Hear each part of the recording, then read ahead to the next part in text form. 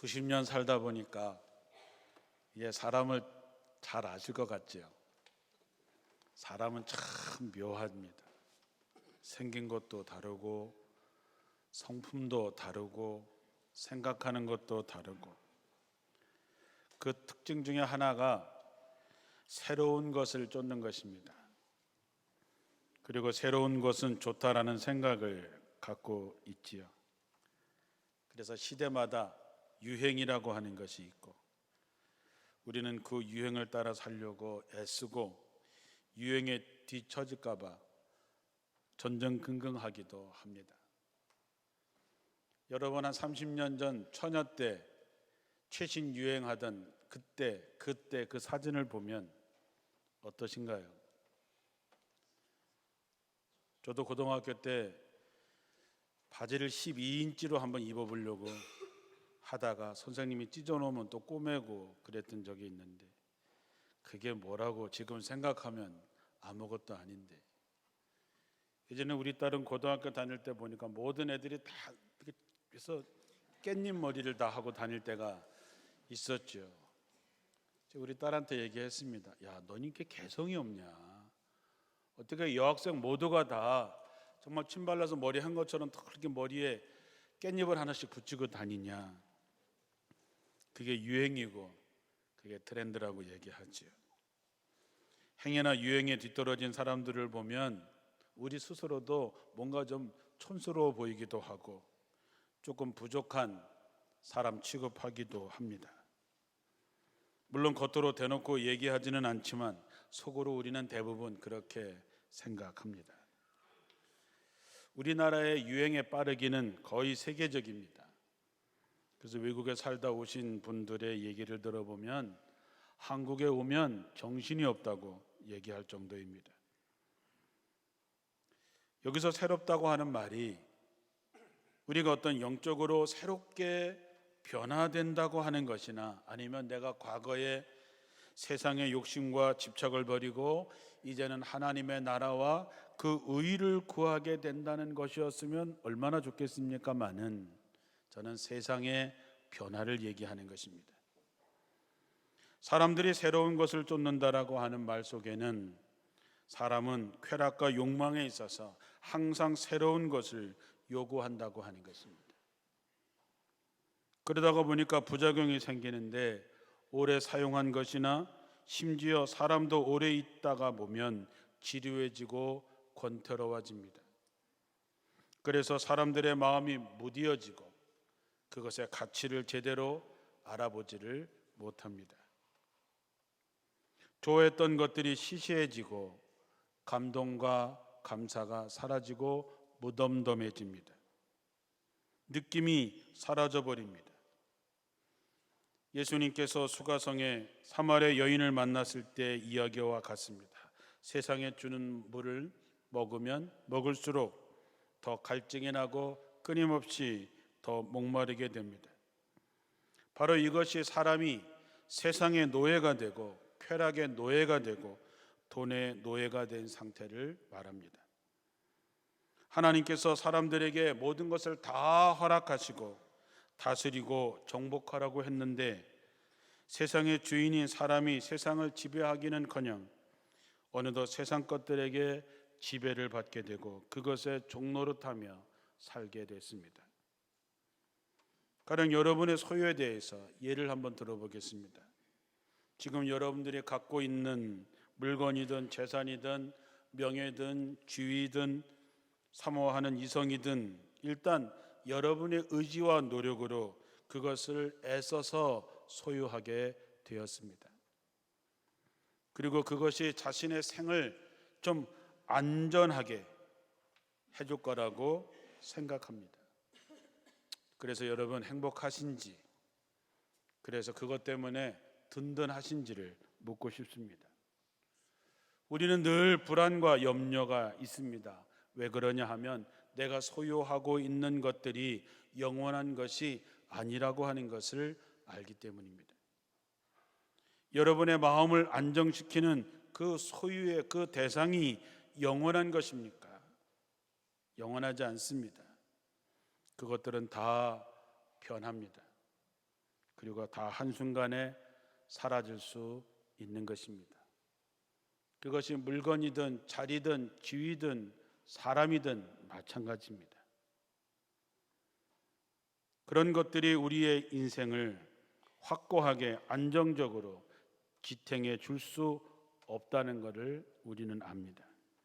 그래서 불안을 느낀 인간은 계속해서 어떤 소유를 계속해서 새롭게 바꿔가면서 쾌락과 지루함을 반복하고 있는 것입니다. 그러다가 보니까 나도 모르게 그 대상의 노예가 되어 버리는 것이죠. 채워지지 않는 갈증과 해결되지 않는 불안함은 우리는 좀 더 많은 소유, 쾌락, 술과 마약 이런 것들로 채우려고 하고 결국 인간은 절망에 이르게 됩니다. 그런데 그런 인간에게 은혜의 빛이 비치기 시작합니다. 하나님께서 예수 그리스도를 통해서 어둠 속에 있던 우리에게 은혜의 빛을 비치기 시작한 것이죠. 예수님은 지치고 절망에 빠진 인간을 마지막으로 소생시킬 수 있는 하나님의 마지막 은혜입니다. 예수님께서 요한복음 4장 13절에 예수께서 대답하여 이르시되 이 물을 마시는 자마다 다시 목마르거니와 내가 주는 물을 마시는 자는 영원히 목마르지 아니하리니 내가 주는 물은 그 속에서 영생하도록 솟아나는 샘물이 되리라. 사랑하는 성도 여러분, 여러분 이 말씀을 들으면서 어떤 느낌이 오십니까? 마음으로 감사와 감동이 있습니까? 정말 마음으로 아멘 할 수 있으십니까? 늘 듣던 얘기, 내가 아는 얘기, 그냥 그렇게 듣는 분들도 많이 있을 것입니다. 사랑하는 성도 여러분, 어떻게 보면 영적으로 보면 모든 사람들은 다 환자입니다. 사람은 모두가 다 아픕니다. 사람들은 죄와 세상의 노예가 되어서 괴로워합니다. 겉으로는 안 그런 척, 겉으로는 어느 정도 되는 것처럼 생각하지만 그러나 우리 모두는 다 아픕니다. 불안해하고 두려워하고 있습니다. 다른 사람도 믿지 않지만 자기 자신도 믿을 수 없습니다. 사람은 알 수 없는 미래가 자기에게 다가오고 있음을 알고 불안해합니다. 왜냐하면 인간의 생은 유한하기 때문입니다. 요즘엔 장례식이 많이 있었습니다. 예전에는 안 그랬는데 요즘에 제가 장례식을 인도할 때마다 돌아가신 분의 나이를 보고 그 나이에 제 나이를 빼고 이렇게 생각합니다. 나도 12년 남았네. 때때로 나도 한 20년 남았네. 그런 생각이죠. 그러면서 내 자신의 끝을 생각하면서 내 삶을 좀 더 진지하고 진실하게 살아야 되겠구나라고 하는 생각을 합니다. 시편 90편 10절에 우리의 수명이 70이요 강건하면 80이라도 그 모든 날이 수고와 슬픔뿐이요 신속히 지나가니 우리가 날아가는 것 같습니다. 주의 분노가 지닌 힘을 누가 알며 주의 분노가 초래할 두려움을 누가 깨달을 수 있겠습니까? 우리의 일생이 얼마나 짧은지 헤아릴 수 있게 하셔서 우리가 지혜로운 마음을 얻게 하소서 했습니다. 하이데거라고 하는 철학자가 말했던 것처럼 인간은 죽음을 향해서 던져진 존재입니다. 우리의 궁극적인 미래는 죽음입니다. 이거를 피할 수 있는 사람은 단 한 사람도 없습니다. 그래서 인간은 아무것도 아닌 것이 되는 죽음이 다가오는 것을 불안해하고 있습니다. 그래서 그 불안을 해소하려고 갈등하고 남보다 더 많이, 더 높이, 더 오래 살려고 했습니다. 그렇게 되면 그 욕심 때문에 눈이 어두워지고 마음의 미움과 시기와 갈등이 심해집니다. 그렇게 되면 보아도 보지 못하고 들어도 깨닫지 못하는 상태가 되는 것이지요. 오늘 우리가 읽지는 않았지만 마태복음 7장 1절에서 5절 말씀에 이렇게 쓰여 있습니다. 너희가 심판을 받지 아니하려거든 남을 심판하지 말아라. 너희가 남을 심판하는 그 심판으로 하나님께서 너희를 심판하실 것이고 너희가 되질하여 주는 그 되로 너희에게 되어 주실 것이다. 어찌하여 너는 남의 눈 속에 있는 티는 보면서 네 눈 속에 있는 들보를 깨닫지 못하느냐? 네 눈 속에는 들보가 있는데 어떻게 남에게 네 눈에서 티를 빼내줄 테니 가만히 있거라 하고 말할 수 있겠느냐? 위선자야, 먼저 네 눈 속에서 들보를 빼어라. 그래야 그때에 눈이 잘 보여서 남의 눈에서 티를 빼줄 수 있을 것이다. 불안해진 인간에게 나타나는 전형적인 모습들이 이런 것입니다. 다른 사람들을 심판하고 정죄합니다. 자기 눈에는 들보가 있는데 남의 눈에 있는 티를 지적하고 그리고 그를 비난하는 것이죠. 예전에 한참 사진 찍기를 좋아했던 때가 있었습니다. 요즘에는 휴대폰 카메라가 하도 잘 나와서 휴대폰으로도 얼마든지 좋은 사진을 찍을 수 있습니다. 그래서 누구나 사진들을 찍어서 인터넷상의 SNS에 찍은 사진을 올려놓아서 우리는 사진의 홍수 속에서 살고 있습니다. 여행을 가보면 외국 사람들에게 사진 좀 한 장 부탁한다고 하면 엄청나게 성의 없이 찍습니다. 얼굴은 되게 친절하게 찍는 것 같은데 카메라를 주고 가고 나중에 휴대폰을 보면 머리도 잘리기도 하고 다리도 잘리기도 하고 구도가 영 마음에 들지 않습니다. 제일 좋은 게 누군지 아십니까? 우리나라 젊은 애들. 여자건 남자건 사진 한 장 부탁한다 그러면 걔네들은 자기들이 딱 갖고 있는 구도와 각이 있습니다. 우리를 세워놓고 이렇게 보세요 저렇게, 어떤 애는 여자는 누워서 위를 올려보면서 다리 길게 나오게 해드릴게요, 뭐 인생 사슬 찍게 해드릴게요. 찍은 사진을 보면 엄청나게 잘 나옵니다. 사진이 그런 것입니다. 카메라를 어떻게 작동하느냐도 중요하지만 더 중요한 것은 사진의 대상을 어떻게 바라보느냐, 어떤 각도로 보느냐에 따라서 사진이 완전히 달라집니다. 우리 인생도 마찬가지입니다. 내가 불평의 렌즈를 끼고 세상을 바라보면 하나도 마음에 드는 게 없습니다. 하지만 감사의 렌즈를 끼고 바라보면 어느 것 하나 귀하지 않은 것이 없습니다. 아름다움이라고 하는 것은 그에게 있는 것이 아니라 그를 바라보는 내 마음속에 있는 것입니다. 여러분이 날마다 만나는 사람들이 마음에 들지 않거든 그에게 어떤 문제가 있나를 먼저 찾는 것이 아니라 그를 바라보는 내 마음의 눈이 잘못된 것이 아닌지를 먼저 점검해 봐야 된다는 것이죠. 예수님은 남을 함부로 판단하지 말라 얘기합니다. 그러나 오늘날 우리의 현실은 어떻습니까? 우리는 하루에도 여러 번, 수십 번 사람들의 값을 매깁니다. 사람들을 평가합니다. 그리고 자신의 판단의 칼날로 마구 휘둘러서 많은 사람들에게 돌이킬 수 없는 상처를 입히기도 합니다. 마음에 드는 사람, 싫은 사람이 분명합니다. 옳고 그름이 거의 습관적이라 할 만큼 가르면서 살아갑니다. 이 사회도 그렇습니다. 정치도 그렇습니다.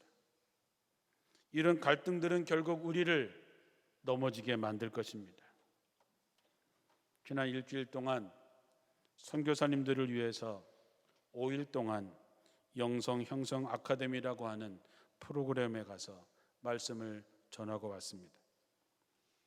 그 프로그램을 5일 동안 하면서 개인적으로 제일 힘들었던 것은 내가 어떻게 강의를 해야 하는가가 아니라 시간마다 있는 자기 성찰의 시간, 그리고 거의 모든 시간을 침묵해야 하는 대침묵의 시간들이었습니다. 처음에는 적응이 잘 안 됐습니다. 혼자 있는 것, 말을 하지 않는 것, 자신에 대해서 끊임없이 생각해야 하는 것들이 힘들었습니다. 그러나 자기 성찰의 시간을 통해서 가만히 내 자신을 들여다보니까 사실 자기가 누구인지 제일 모르는 사람이 내 자신이라고 하는 것을 깨닫게 됩니다. 자기가 어떤 사람인지를 보게 되는 거죠. 어쩌면 그래서 사람은 홀로 있기를 두려워합니다. 왠지 아세요? 자기와 함께 있는 것처럼 불편한 게 없기 때문입니다. 남들과 함께 떠들고 남들과 함께 있으면 자기 자신을 들여다볼 수 있는 시간이 없습니다. 자기와의 만남을 유보할 수 있습니다. 하지만 홀로 있는 시간이 계속되면 마치 거울 앞에 선 자신의 모습을 보지 않을 도리가 없습니다. 우리들이 고요함을 견디지 못하는 것은 자기의 진면목을 대면하는 데서 빚어지는 불편함 때문입니다. 우리 주변에 보면 도무지 가만히 있지 못하는 사람들이 많습니다. 항상 분주하지요. 그렇기 때문에 자기를 돌아볼 시간도 없고 누군가를 돕기 위해서 멈춰 설 수도 없고 선하고 아름다운 일을 위해서 다른 사람과 연대하지도 못합니다. 내가 분주할수록 마음의 여백은 줄어들고 외로움은 증대되고 우울함은, 허탈감은 더욱더 깊어갑니다. 자기도 모르는 사이에 다른 사람들을 공격하는 사람이 되어집니다. 가시를 가진 사람이 되는 것이죠. 우리가 누군가를 비난하는 것은 그 사람이 비난을 받아서 마땅한 사람이기 때문이 아닙니다. 그 사람의 처신이, 그 사람의 말투가 내 감정을 상하게 했기 때문입니다. 예수님은 우리에게 도무지 심판하지 말라고 얘기하십니다. 옳고 그름을 눈감으라는 것이 아니라 우리에게는 다른 사람들의 행동이나 존재를 내 멋대로 판단하고 정죄할 자격이 없다라고 하는 것입니다. 사람의 마음에는 한쪽은 천사가 한쪽은 악마가 있습니다. 두 마음이 여러분들의 마음속에 있습니다. 그래서 사도 바울은 오호라 나는 곤고한 사람이다 라고 고백했습니다. 여러분의 마음속에 있는 천사와 악마 중에서 누가 이길 것이냐? 그건 여러분이 누구의 손을 들어주느냐에 달려 있습니다. 만약에 여러분이 천사의 손을 들어주면 여러분은 선한 사람이 될 것입니다.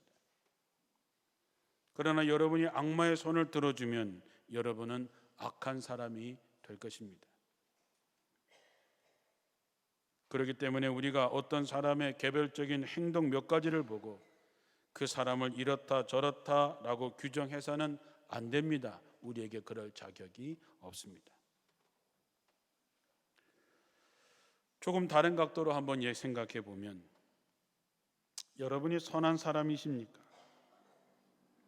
여러분이 선한 사람이라고 하는 것을 증명해 내려면 여러분이 진짜 선한 사람이 되는 것입니다. 누구를 대하든지 함부로 대하지 않고 모든 존재를 귀히 여기고 자기 이익을 구하지 않는 사람이 되는 것입니다.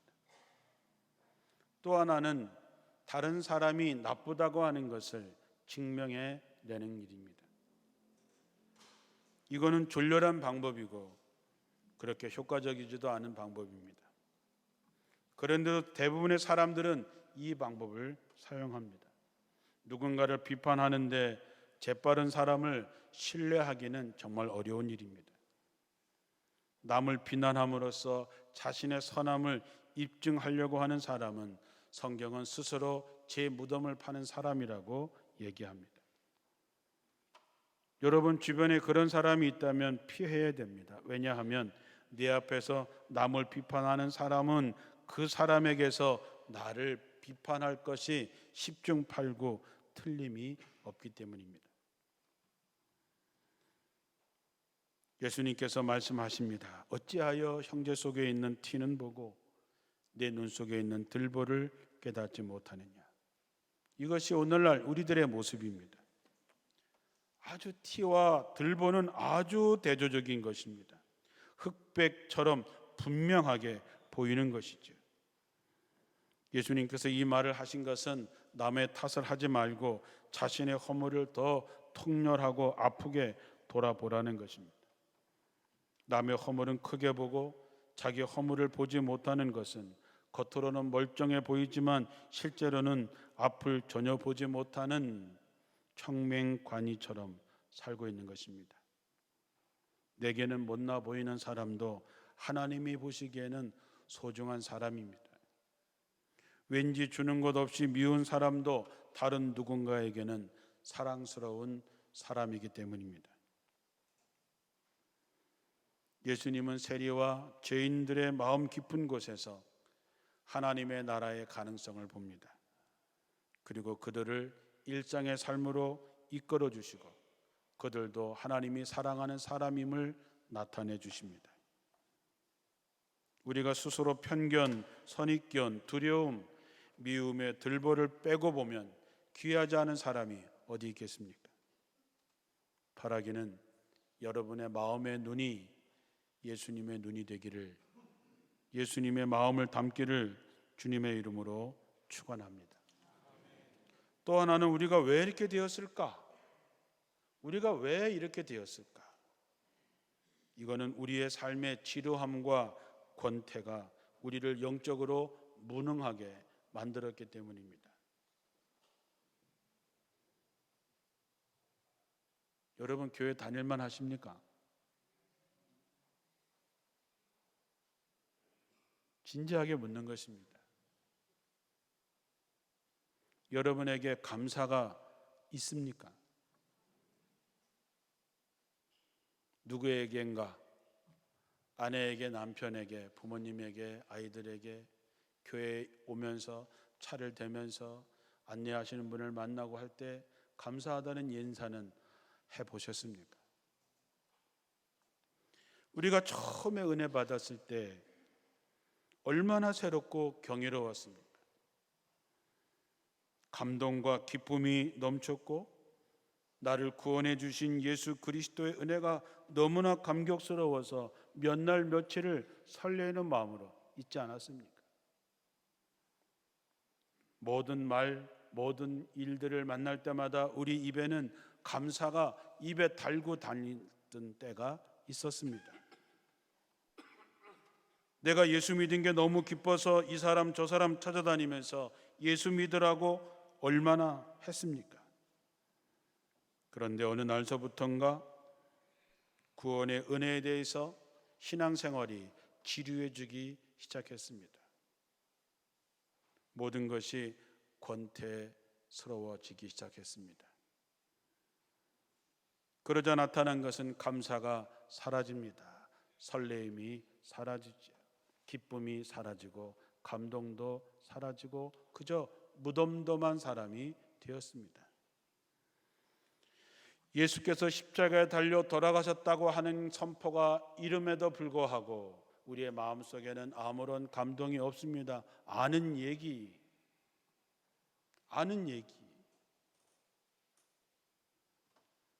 이제 은혜라고 하는 것도 쾌락의 대상이 아닌데 은혜마저도 쾌락의 대상으로 삼게 되었습니다. 신기한 것을 따르고 눈에 보이는 현상을 따라다니는 이들이 그런 사람들입니다. 하나님의 은혜에 새로운 감동이 사라지고 지루와 권태스러워지면 인간에게는 더 이상 방법이 없습니다. 키에르케고르는 죽음에 이르는 병이 죽음 그 자체가 아니라 절망이라 그랬습니다. 우리 예수 믿는 사람들에게 있어서 죽음에 이르는 병이 뭐냐? 은혜를 잊어버리고 신앙생활에 지루함을 느끼는 것입니다. 감동이 사라지고 기쁨이 사라지고 감사가 사라지고 이젠 습관화되고 경직화돼 버린 것입니다.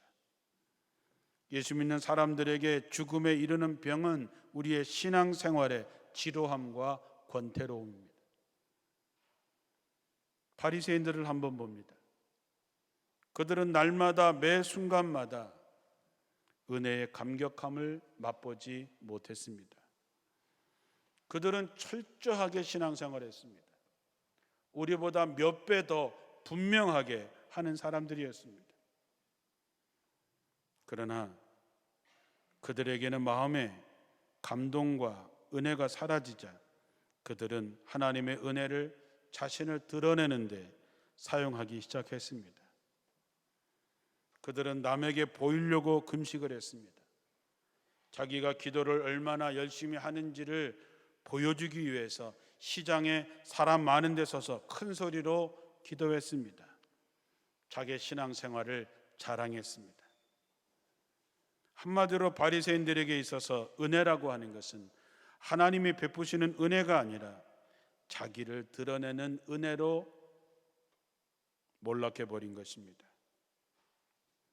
마태복음 23장에서도 예수님께서 말한 바리새인들의 특징은 그들은 말만 하고 행동으로 옮기지 않습니다. 그들은 베풀기보다 대접만 받기를 좋아했습니다. 그들은 잔치상에서 언제나 제일 높은 자리에 앉기를 좋아했습니다. 그들은 구원받은 사람 하나를 얻으면 더 나쁘게 만드는 사람이 되었습니다. 그들은 하나님 앞에 박하와 회향과 11조를 드렸지만 정말 중요한 하나님의 의와 인과 신은 버렸습니다. 그들은 겉으로는 깨끗해 보였지만 그들의 마음에는 탐욕과 방탕으로 가득 차 버린 것이죠. 하나님의 은혜를 잊어버리면 우리 신앙생활이 지루해지고 권태로워지고 결국 우리를 바리새인처럼 만듭니다. 사람과의 관계도 마찬가지죠. 우리가 연애할 때 얼마나 설레이고 불꽃 튀고 없으면 죽겠다고 난리쳤다가 지금은 너 때문에 죽겠다고 난리치는 이유가 뭘까요? 설레임이 사라지고 감사와 고마움이 사라지게 되면 귀한 사람을 귀한 사람으로 보지 못하기 때문입니다. 정말로 우리가 항상 깨어있고 자기 성찰을 하지 않으면 대부분의 우리가 빠질 함정입니다. 은혜가 처음에는 경이롭고 감격스럽고 정말 새로운 것이었지만 세월이 가면서 그 경의와 감탄이 사라져버립니다. 감사가 사라져버리고 감당이 사라져버립니다. 봉사하는 즐거움도 사라져버리죠. 그러면 점점 경직되고 우리는 어느덧 바리새인이 돼 있는 것을 발견하게 됩니다. 오늘 말씀에 거룩한 것을 개에게 주지 말며 너의 진주를 돼지 앞에 던지지 말라. 그들이 그것을 발로 밟고 돌이켜 너희를 찢어 상하게 할까 염려하라 그랬습니다. 돼지에게 진주를 주지 말라고 하는 이유는 돼지는 진주를 귀한 것으로 여기지 않는다는 것입니다. 돼지는 그것을 갖고 놀기는 하겠지만 먹을 게 아니라고 하는 것 때문에 불평하고 원망하고 진주를 상하게 합니다. 거룩한 것을 개에게 주지 말라고 하는 것은 개는 거룩함을 모르기 때문입니다. 자, 우리는 어떨까요? 하나님께서 우리에게 은혜라고 하는 진주를 우리에게 주셨습니다. 이 진주는 절대로 변하지 않습니다. 어디 있든지 간에 진주는 진주입니다. 문제는 우리가 그 진주를 어떻게 받아들이고 있느냐 하는 것입니다. 우리가 그 은혜에 감사하고 은혜에 감격하고 그 은혜를 받은 것을 기뻐하며 땅끝까지 이르러 증인이 되는 삶을 살고 있는가, 아니면 돼지처럼 있긴 있는데 그것을 가지고 놀다가 상처나 내는 사람이 아닌가 하는 것이지요. 구약성서 사사기에 보면 이스라엘 백성들이 은혜에 대한 기억 상실증에 걸린 것을 보게 됩니다.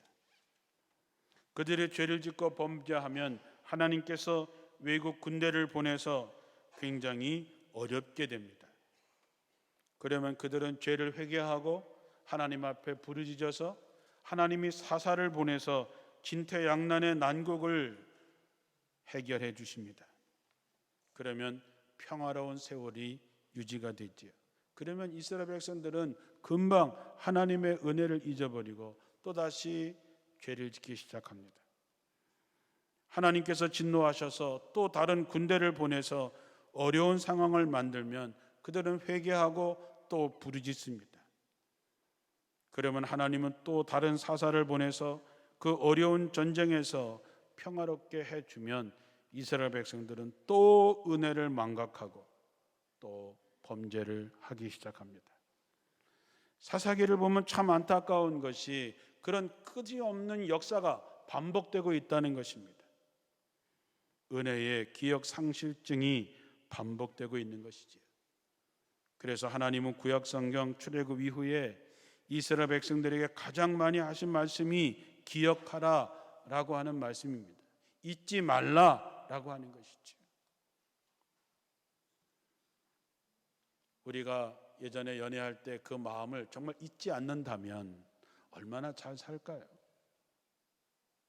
우리가 하나님이 주신 은혜를 잊지 않고 산다면 얼마나 감사하면서 살까요?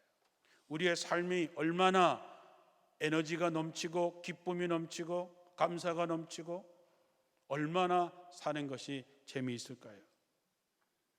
그런데 우리는 그 기억을 다 잊습니다. 은혜를 잊어버리고 감사를 잊어버리고 마음이 굳어진 바리새인처럼 됩니다. 이제는 더 이상 내게 주어진 사건, 내게 주어진 하나님의 은혜를 신앙적인 차원에서 받아들이지 않습니다. 결국 은혜를 받았는데도 주신 은혜를 권태와 지류에 휩싸여 있고 신앙생활에 경직되고 타성화되고 습관화되어서 더 이상 새롭게 갱신될 것이 없다면 우리는 가장 타락한 인간이 되는 것입니다. 사랑하는 성도 여러분, 이 가을은 풍성한 열매를 맺는 때입니다.